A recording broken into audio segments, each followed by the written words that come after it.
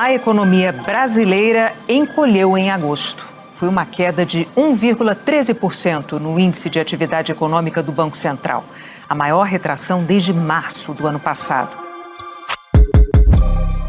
Desde agosto, a economia sinaliza esfriamento da atividade, de tal forma que muitos economistas já indicam que no último trimestre do ano, o crescimento da atividade pode ser nulo ou até mesmo negativo. Inicialmente, se previa que esse movimento só ocorresse em 2023. O problema, como lembrou a Miriam Leitão, é que o efeito colateral dos juros altos já começou a aparecer na economia. Isso sem contar o reflexo da antecipação de pagamentos para o período eleitoral. Quando antecipou, por exemplo, 13º de servidores e de aposentados, ele estava jogando para antes da eleição, porque queria criar um ambiente eleitoral mais favorável do ponto de vista econômico. Só que isso aí tira dinheiro que financiaria o Natal. Então, acham que o Natal vai ser mais magro. As taxas de juros altas, que já subiram bastante, vão produzir esse efeito colateral, que é da desaceleração da economia. E os juros da reunião do Comitê de Política Monetária do Banco Central, que terminou na quarta-feira, foram mantidos em 13,75%, o que continuará a ter reflexos sobre setores importantes da economia. Enquanto o segmento de serviços continua puxando o PIB para cima, o varejo e a indústria seguem com números preocupantes. O índice de produção da Confederação Nacional da Indústria atingiu o pior número desde setembro de 2019, o que também impede que a geração de empregos siga aumentando, mesmo com a aproximação da Copa do Mundo e das festas de fim de ano. Resultado, então, do mês de setembro, foram criadas 278 mil vagas de trabalho, que é uma leve desaceleração praticamente igual ao número de agosto. Afinal, quais são os principais fatores para que a desaceleração da economia já dê os primeiros sinais este ano? Como isso também afeta as projeções para 2023?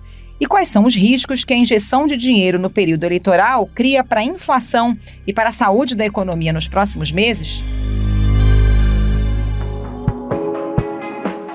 Esses são os temas do Ao Ponto desta quinta-feira. Eu sou o Roberto Maltic, estou com a Carolina Moran. Nesse episódio, conversamos com o sócio e economista sênior da Tendências Consultoria, Silvio Campos Neto. Fique com a gente.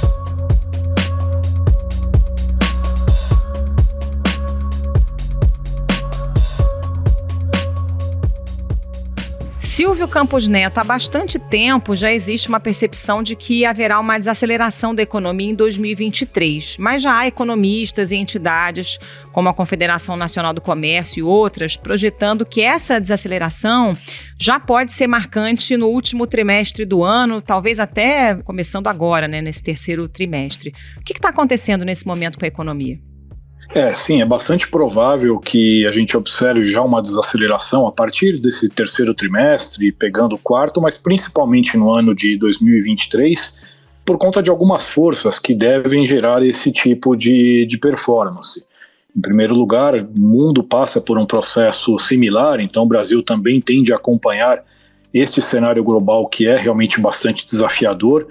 Então já há sinais de perda de fôlego lá fora, o que deve se intensificar nos próximos meses, com todo o aperto monetário que tem sido feito, não só nos Estados Unidos, mas também em outras economias importantes. Tem o próprio fator China, com uma desaceleração em curso, com grandes dificuldades e desafios também para o próximo ano. Então há um fator global importante nesse aspecto, mas também aqui no Brasil nós temos, na verdade, já um período de aperto monetário ao longo dos últimos meses, cujos efeitos ainda, pelo menos em parte, vão se materializar na economia, isso esfriando alguns setores que são mais dependentes de crédito, de financiamento.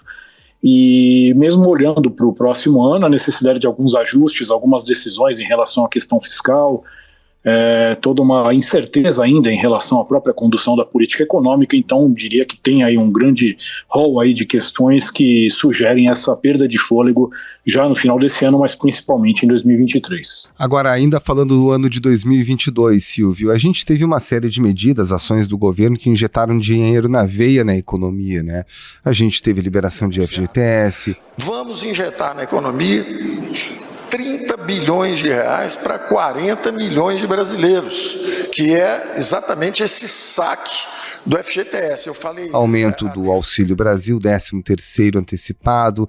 Agora mesmo nós tivemos uma injeção por conta desse empréstimo consignado, que ainda está em contestação no âmbito do Tribunal de Contas da União. Apesar disso tudo que eu acabo de mencionar, mesmo assim a economia não consegue se fortalecer nesses meses que restam de 2022? Esse é um fator importante, né? São fatores importantes de suporte, né? Para evitar uma desaceleração mais acentuada. Na verdade, esses recursos, né, esse suporte são medidas de curto prazo, efetivamente, né? Esses benefícios, né, esses auxílios, eles acabam, de certa forma, contribuindo com a sustentação aí de algum consumo, especialmente de grupos aí que foram muito afetados, né, à luz da pandemia, à luz de todo o choque inflacionário trazido aí, inclusive pela própria guerra. É claro que o Auxílio Brasil é um ponto aí que talvez fuja um pouco dessa análise, porque em tese ele deve ser mantido em R$600 aí no próximo ano, né? Pelo menos é a promessa dos dois candidatos, mas ainda assim as outras medidas realmente elas dão um suporte apenas no curto prazo, visando exatamente suavizar um pouco aí essa perda de capacidade de consumo. Claro que o que se espera, né, a partir dessas medidas é que à luz, inclusive, da própria melhora em curso do mercado de trabalho, é que parte, né, dessas pessoas não dependa mais, né, desse tipo de auxílio. Acho que dá para a gente falar também do setor de serviços, né, que vem numa recuperação, numa normalização, né, dos impactos da pandemia, própria parte de setores mais ligados a transporte, que receberam também a ajuda em virtude das pressões dos combustíveis, e agora também com uma certa acomodação desses preços, também não dependem muito desse aspecto, mas é fato, são medidas mais aí de curto prazo, cujos efeitos se dissipam rapidamente conforme esses recursos são enxugados aí da economia. Agora, Silvio, você está falando de mercado de trabalho, né, dessa recuperação. Os dados do CAGED mostram alguma desaceleração, né, porque a gente criou 221.300 vagas em julho e em agosto a geração líquida já foi de 278.600. Enfim, a gente tem aí esse fim de ano com contratações temporárias, mas você acha que deve continuar aquecendo o mercado de trabalho para 2023 ou a gente deve ter um frio aí?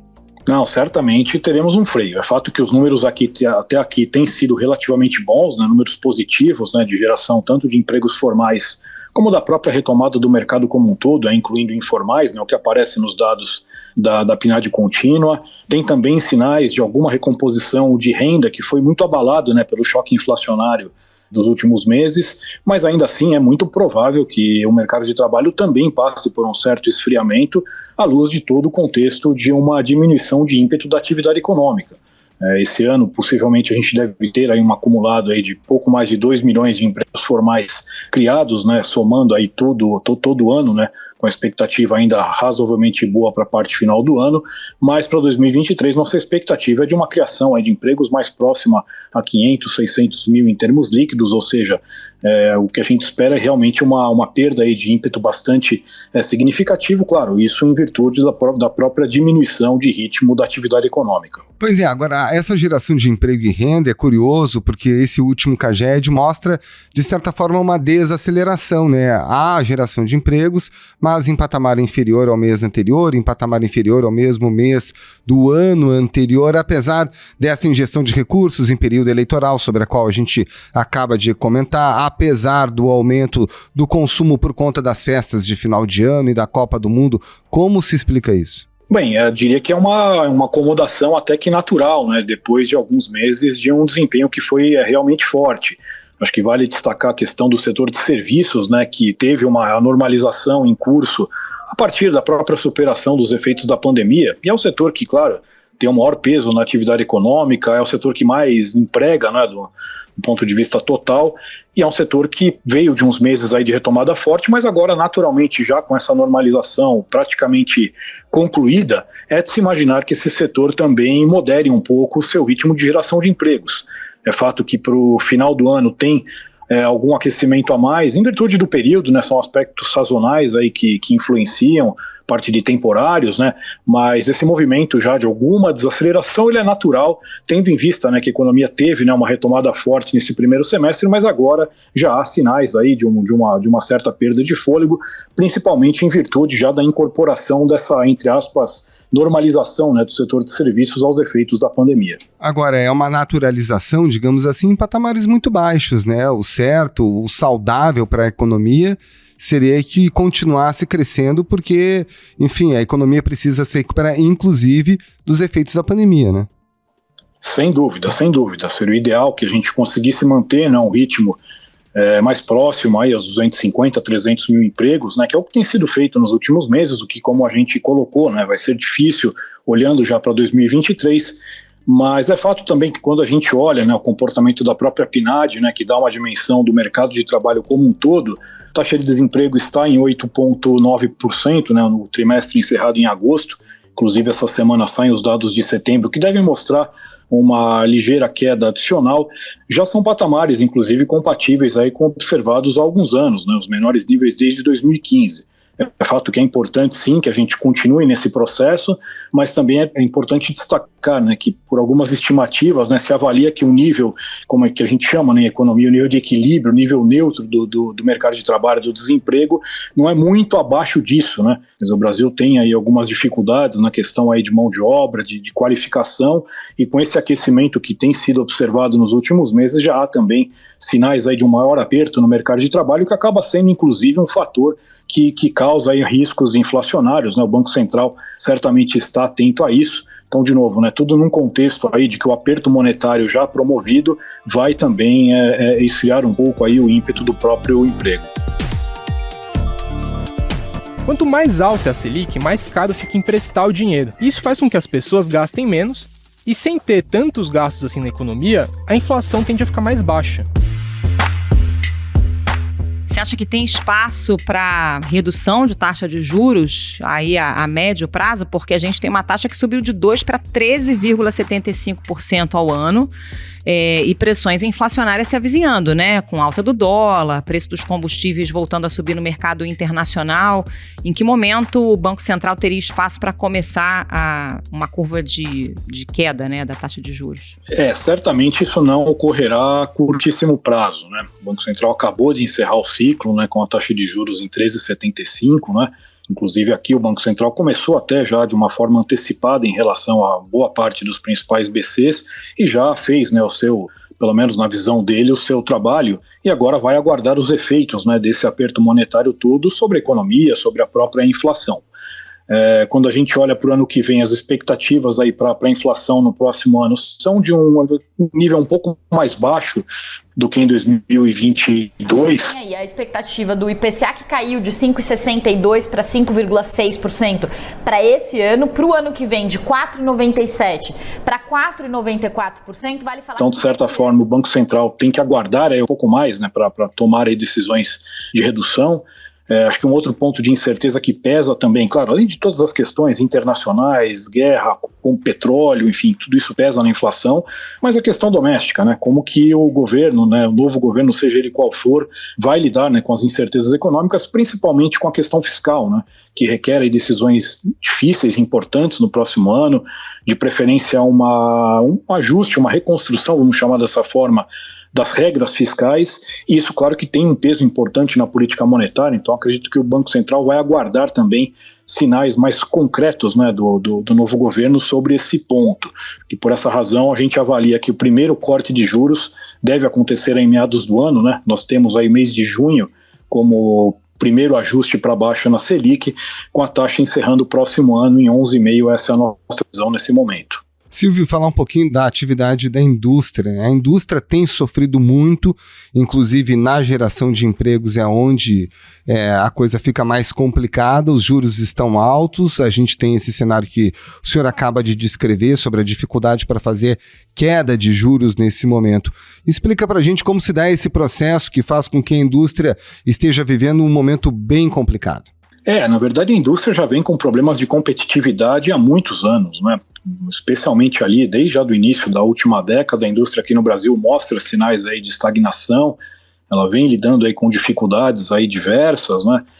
O próprio fato de que o mundo passou também por um período, né, uma última década de muita ociosidade, isso fez com que o parque industrial lá fora trabalhasse com preços mais baixos, né, reduzindo preços. Isso minou um pouco mais a competitividade local por conta do custo Brasil conhecido, né, as dificuldades que a gente já tem há um bom tempo, e realmente a indústria vem já demonstrando dificuldades em reagir.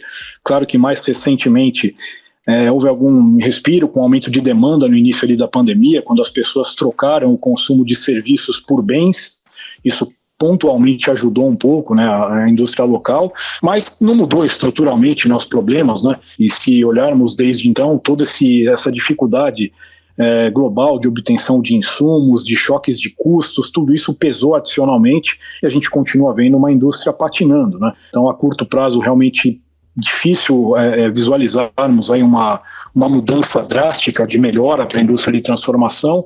O que talvez possa ficar aí como um alento para os próximos anos, né, é que há também no mundo, né, toda uma movimentação à luz de pandemia, à luz de guerra, com os setores de atividade buscando novamente reorganizar suas cadeias produtivas, né, talvez trazendo produção aí de parte dos seus insumos para mais próximos, né, das indústrias, enfim. Então o Brasil até que pode, num contexto como esse, se beneficiar ao longo dos próximos anos, mas é claro, temos uma lição de casa que é ainda importante a ser feita, né? E aí, principalmente, olhando esse lado do custo Brasil, diria que uma reforma tributária seria algo extremamente desejável nesse sentido, para que realmente se consiga, né, criar condições melhores de competitividade para o setor. Aliás, coisa que esse governo, como outros, né, também não fez, né? Ah, sim, essa questão de reforma tributária aqui no Brasil é discutida há décadas, né, e realmente é um tema que não sai do papel por uma série de razões, né. No fim, todo mundo concorda, mas ninguém quer pagar a conta, né, ninguém quer ficar na ponta, entre aspas, perdedora, né. Então é um tema muito difícil, mas que eu diria que está chegando num momento onde há quase que um consenso de que tem que ser feito, né. Mais ou menos como foi, né, com a questão da Previdência alguns anos atrás, e a reforma saiu lá em 2019, eu diria que em relação à questão tributária há também, né, um clamor crescente, né, de setores aí diversos de que realmente é preciso fazer alguma coisa para lidar, né, com todas as dificuldades, a complexidade, e aí não estamos falando nem de redução de carga, que possivelmente a reforma não vai reduzir carga, tem um risco até de aumentar, mas só de tornar a vida do contribuinte mais fácil, das empresas, né, no geral, em termos de burocracia, de complexidade, de custo, de observância, já seria um grande avanço. Então diria que essa reforma, acho que ela deve ser aí possivelmente discutida e atacada num próximo governo.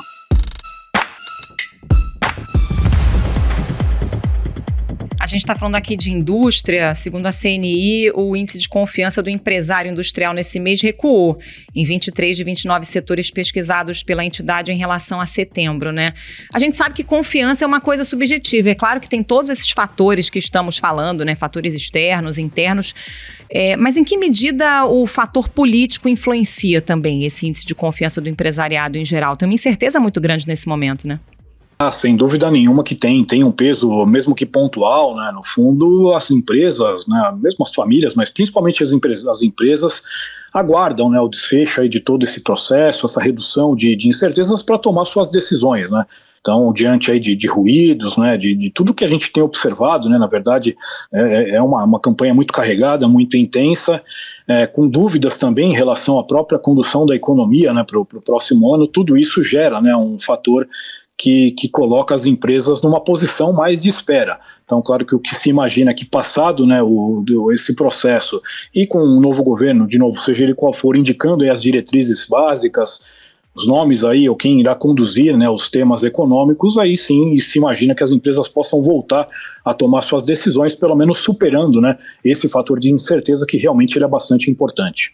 Silvio, a gente continua vendo o governo tentando, naturalmente a gente está no período de reta final do segundo turno de eleição, segurar o preço dos combustíveis, apesar da pressão externa em relação ao preço dos combustíveis. Isso não pode dar um solavanco ali na frente grave para a economia, com um salto que ninguém quer ver em preços de combustível? A gente lembra que tivemos esse mesmo solavanco quando a Dilma represou o preço da energia elétrica, fazendo medidas que foram consideradas equivocadas em relação às distribuidoras. A gente pode ver esse solavanco aqui na frente por conta desse represamento em período eleitoral? Eu diria que tem o risco, sim, de uma necessidade de um ajuste, né, desses preços logo mais adiante, né. É claro que tem um monitoramento em relação aí à magnitude, né, desse descolamento em relação aos preços externos, né. Hoje as estimativas indicam algo entre 10% a 15%, né, nos preços aí da gasolina e do diesel. Então eu diria que hoje aí tem um risco talvez desse tamanho, né. Claro que essa conta muda a cada dia por conta aí de preço de petróleo, por conta de câmbio, né.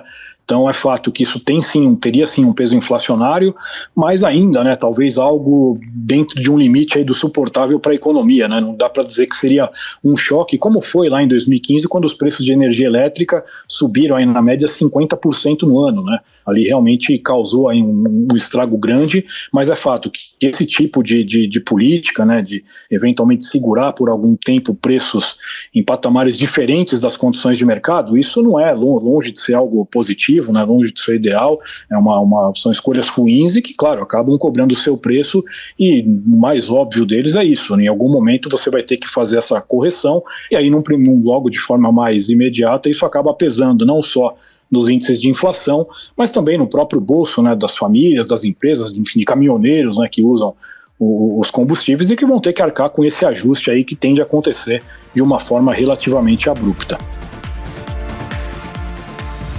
Silvio, eu vou unir dois temas que aparentemente podem não se relacionar e você me corrige se eu estiver errado. A gente tem, portanto, pressão inflacionária contratada, ou praticamente contratada, e ao mesmo tempo a gente tem um cenário de alto endividamento. E aí, por que eu estou falando disso? Estou falando que foi injetado na economia por meio de um consignado 4,5 bilhões de reais em um período de apenas 11 dias. A gente já tem uma população endividada, uma população inclusive inadimplente. Quando a gente vê inflação pressionando, possível aumento de combustível, todo esse cenário, mas o povo endividado e sem conseguir pagar suas contas.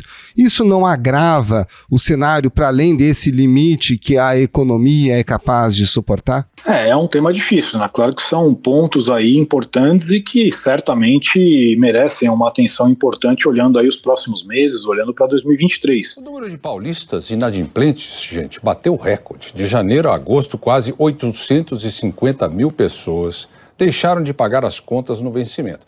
Então eu diria que esses são aspectos aí que entram nessa conta aí de um desempenho econômico bem mais comedido aí no próximo ano, né? Claro que ao mesmo tempo, de novo, como a gente falou no início, né, tem também uma contrapartida da própria melhora aí do mercado de trabalho, que fornece um certo lastro para que pelo menos parte das famílias consigam arcar aí com essas despesas financeiras, enfim, com esses empréstimos, mas, como você lembrou bem, há um nível elevado de endividamento e esse é um fator que certamente impõe limites, né, para o consumo das famílias e que entra nessa conta, né, de expectativa aí de um crescimento mais fraco no próximo ano e possivelmente com o consumo aí limitado por todos esses fatores. Silvia, a gente tem dois candidatos aí à presidência, um deles o presidente Bolsonaro, que já implodiu o teto de gastos, e de outro lado Lula, que pretende rever essa medida, né, do teto de gastos. Mas os dois candidatos têm feito promessas de gastos maiores, né? Bolsonaro promete manter o Auxílio Brasil em R$600, já prometeu recompor orçamento do Farmácia Popular e outros programas que foram cortados. O Lula, de seu lado, promete inclusive ampliar o Auxílio Brasil, né, manter os R$600, ainda dá mais 150 por filho. Enfim, essa conta não fecha, né? Tem como o próximo governo trabalhar se não tiver um waiver, uma licença para gastar mais, ou se não fizer essa revisão do teto de gastos? Essa conta realmente ela é complicadíssima para o próximo ano, né? Tudo que foi feito nesse ano, né, em termos de medidas adicionais e já as promessas aí que ficaram para 23, cria um cenário bastante desafiador para esse novo governo, né? Seja ele qual for, mas, enfim, terá que tomar algumas decisões difíceis.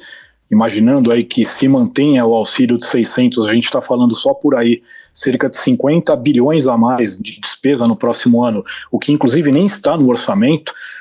Há também a necessidade de recompor um pouco mais o orçamento da parte de despesas discricionárias, cujos níveis colocados sequer são suficientes para o funcionamento da máquina pública.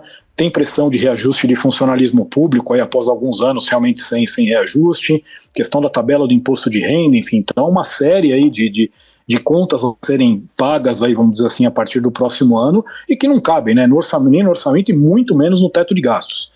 Quer dizer, então acho que o que na verdade, o mercado, claro, está especulando em cima disso, né? Acho que esse é um ponto importantíssimo de preocupação e de incerteza que afeta aí os mercados. E a leitura é que, de fato, primeiro, vai ter que ter, né, como você falou, talvez uma licença para gastar além das regras, né, dos limites aí definidos pelo teto, que bem ou mal ainda existe, mas claro que foi muito abalado por algumas decisões aí dos últimos 2 anos. E ao mesmo tempo, né, acho que esse é que é o ponto mais importante. Ok, se dá um chamado waiver, né, de 100 bilhões, 150 bilhões, a conta vai se avaliar mais precisamente no tempo, mas o mais importante é que, juntamente com essa permissão aí para gastar acima dos limites, que o novo governo consiga, juntamente com o Congresso, discutir uma regra crível, principalmente que dê uma ideia de trajetória de aumento de gastos, né, para que se consiga, de certa forma, avaliar, né, a perspectiva para o endividamento. Acho que a grande preocupação dos mercados é que não tenha regra nenhuma, aí os gastos podem crescer aí sem qualquer tipo de parâmetro, e aí a relação dívida-PIB voltaria para uma trajetória explosiva, o que obviamente é um fator aí que mais preocupa e que certamente pesaria muito aí na percepção de risco e nos preços de ativos brasileiros. Silvio Campos Neto, muito obrigado pela sua participação, um abraço e um bom trabalho. Eu que agradeço, até a próxima. Muito obrigada, Silvio, até a próxima.